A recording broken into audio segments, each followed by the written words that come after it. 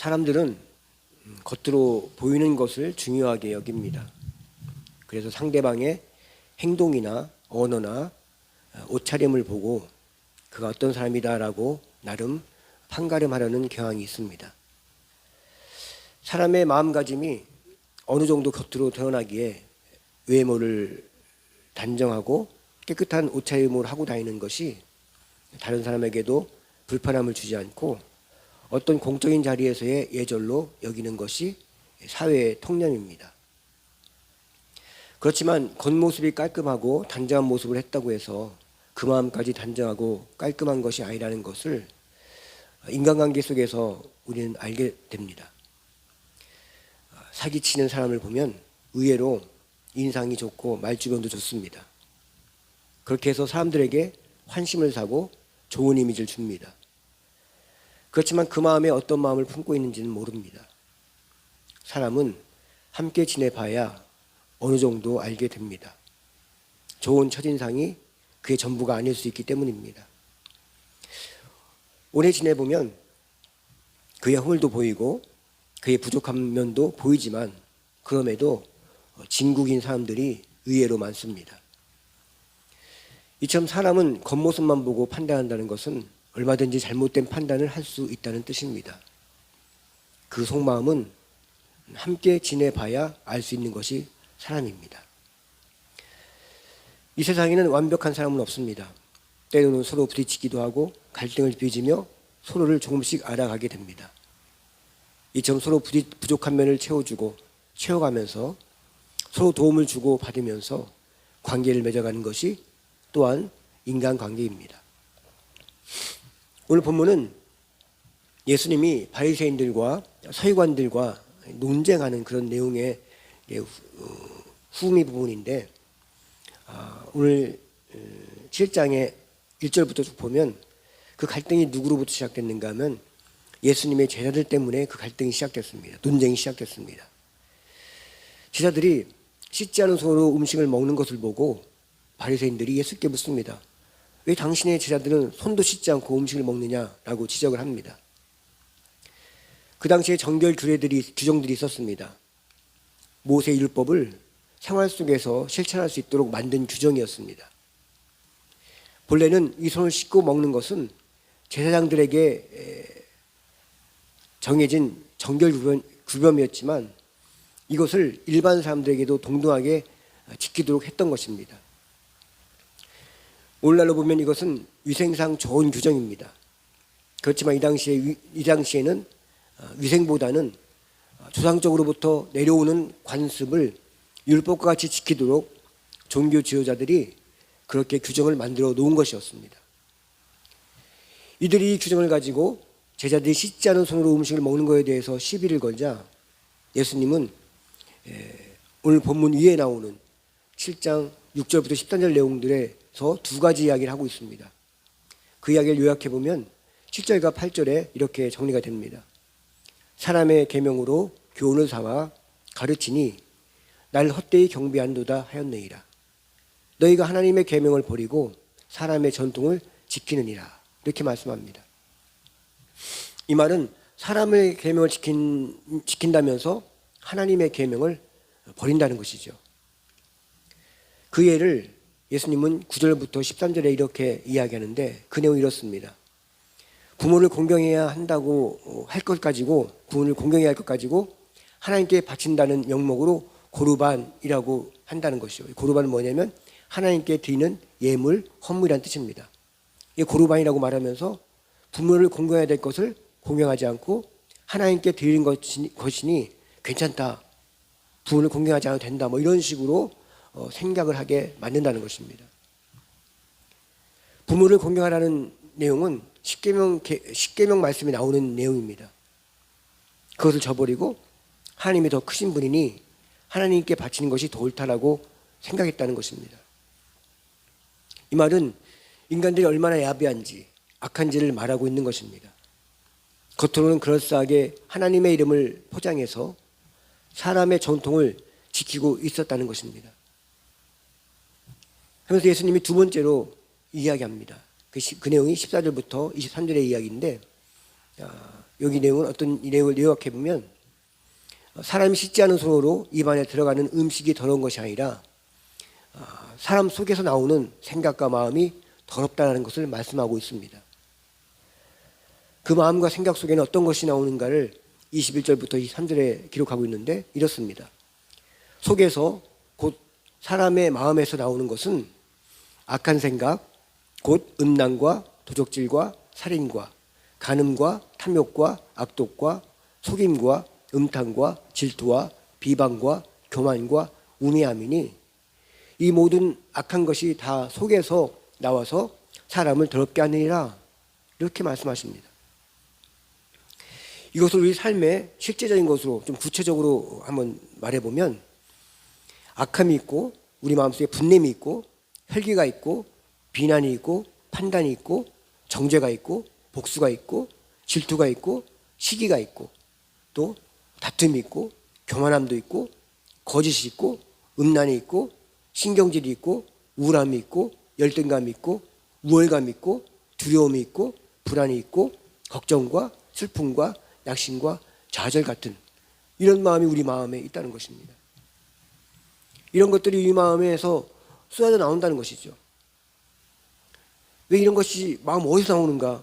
평생 없어 보이는데 숨어 있는 것 같은데 우리 마음속에 어떤 상황이 되면 우리 마음속에 우리 생각 속에 우리 감정 속을 통해서 우리 의지를 통해서 우리 마음을 더럽게 만들고 심지어는 우리 삶을 망가지도록 만드는 것들이라는 것입니다.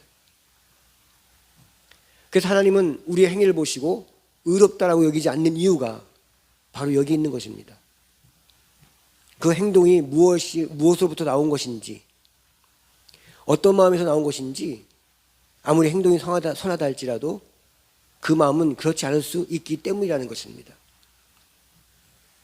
우리가 보기에는 겉으로는 미소를 지어도 속으로 무슨 생각으로 무슨 마음으로 미소를 짓는지를 모른다는 것이죠. 그렇지만 우리가 믿는 하나님은 그걸 다 하신다는 것입니다. 잠언 16장 2절과 21장 2절 말씀 보면 이렇게 두 가지 말씀 나옵니다. 사람의 행위가 자기 보기에는 모두 깨끗하여도 여호와는 심령을 감찰하시느니라. 사람의 행위가 자기 보기에는 모두 정직하여도 여호와는 마음을 감찰하시느니라. 이렇게 말씀하십니다. 하나님은 겉모습의 행위만 보시는 것이 아니라 우리의 생각과 마음의 동기와 의도를 꿰뚫어 보시기에 우리의 행위로 의롭다함을 얻을 수 없는 이유가 여기 있는 것입니다. 그래서 예레미야 7장 9절부터 10절 말씀에 이렇게 기록되어 있습니다. 만물보다 거짓되고 심히 부패한 것은 마음이라. 누가 능히 이를 알아보리오마는 나 여호와는 심장을 살피며 폐부를 시험하고 각각 그의 행위와 그의 행실대로 보응하나니. 아멘. 이처럼 하나님은 우리의 행실을 보시기 이전에 우리 심장과 폐부와 우리 마음과 양심을 이미 다 보고 계시다는 것입니다. 사람은 사람의 마음을 모릅니다. 단지 사람은 외모를 보고 행동을 보고 겉으로 드러난 것만을 보고 판단하고 평가할 따름입니다. 우린 겉으로 드러나는 행위보다 그 마음의 자세가 중요합니다. 그가 그 행위 뒤편에 진정성 있는 마음으로 행하는 것인가, 그냥 보이기 위한 행동인가는 하나님이 이미 다 알고 계십니다. 그러기에 성경은 이렇게 말합니다. 잠언 4장 20절부터 23절 말씀에 내 아들아 내 말에 주의하며 내가 말하는 것에 내 귀를 기울이라. 그것을 내 손에서 떠나게 하지 말며 내 마음속에 지키라. 그것을 얻은 자에게 생명이 되며 그의 온 육체에 건강이 됨이니라. 모든 지킬 만한 것 중에 더욱 네 마음을 지키라. 생명의 근원이 이에서 남이니라. 아멘. 잠언에서는 이처럼 내 마음을 지키라는 말을 거듭해서 말하고 있습니다.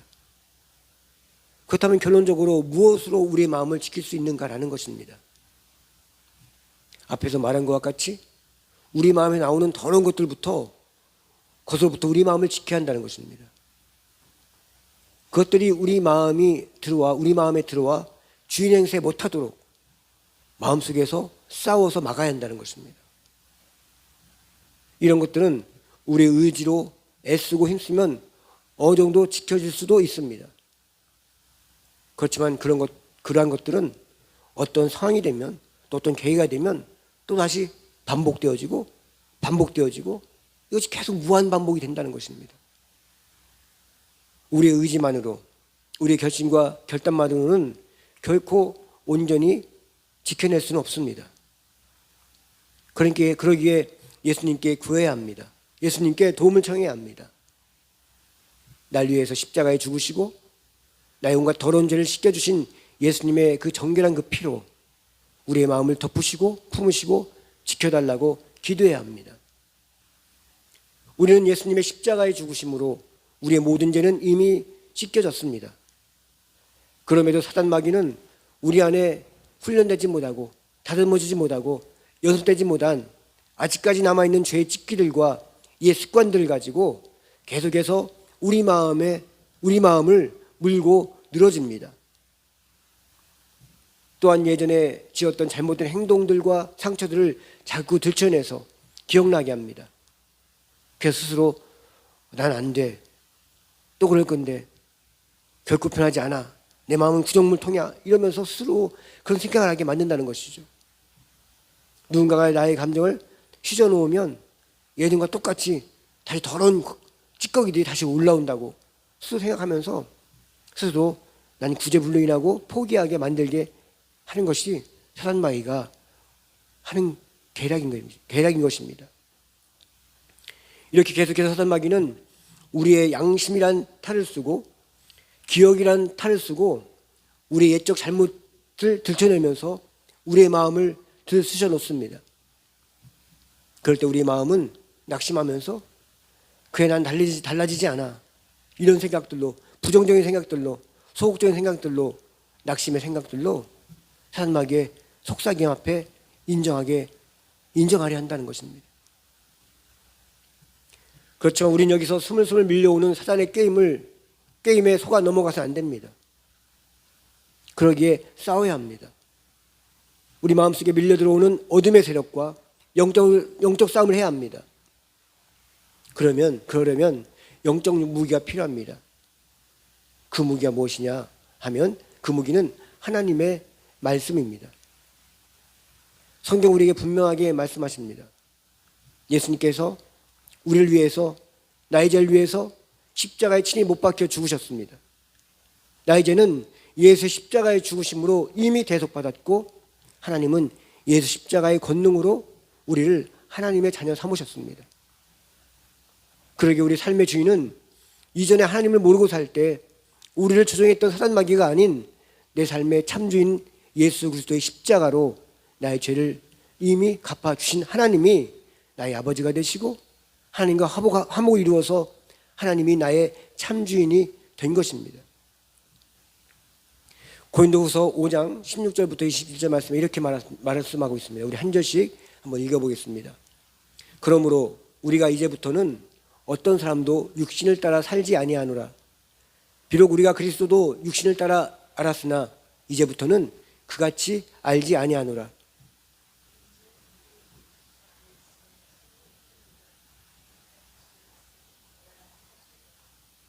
모든 것이 하나님께로서 났으며 그가 그리스도로 말미암아 우리를 자기와 화목하게 하시고 또 우리에게 화목하게 하는 직분을 주셨으니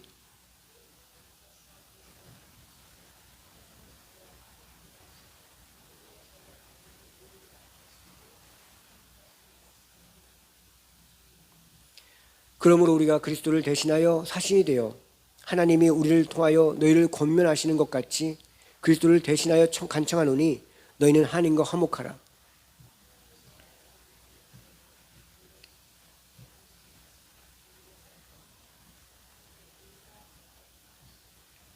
아멘. 성경은 우리에게 분명하게 말합니다. 우리는 예수 그리스도로 말미암아 새로운 피조물이 되었고 우리가 예수 그리스도로 말미암아 하나님의 의가 되었다라고 말하고 있습니다. 그러기에 사단 마귀의 속삭임에 속지 마십시오. 영적을 분별해야 됩니다. 이것이 나의 양심 말인지 사단 마귀가 양심을 통해서 내게 하는 말인지.